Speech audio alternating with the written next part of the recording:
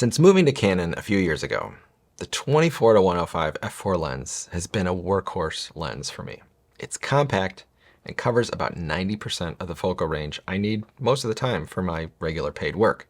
As a studio photographer, f2.8 isn't required, but as an owner of the 7200 2.8, I know it's a nice perk. So when the 24-105 f2.8 RF lens was released, it didn't really grab me as something I needed. Having tried the fancy 28-70 f2 lens, I was never that impressed with the limited range, despite the f2 aperture, and the lens felt pretty awkwardly sized. But when you need f2.8, f4 doesn't cut it. So I gave this new lens a second look. Beyond YouTube, I don't do a ton of video right now, but client demand is growing for it, and this lens is clearly designed with video in mind.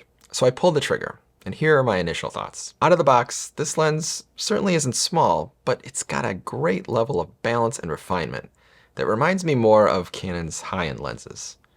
It's about the size of a classic 70-200, and there's a great tripod collar, which looks a lot like the Nikon design, and that always worked pretty well for me. As a hybrid video lens, it has an aperture ring, iris control if you do video. It's kind of useless for stills at the moment, but it sounds like that will change with the new cameras from Canon.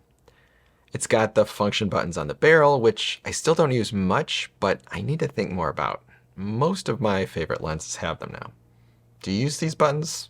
Let me know in the comments. The one button I'd really like for you to hit right now is that subscribe button on your device.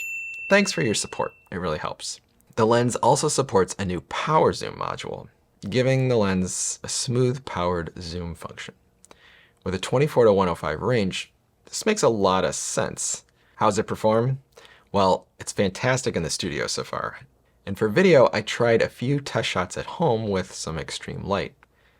If this isn't cinematic, I don't know what is. This lens has certainly earned its place in my bag.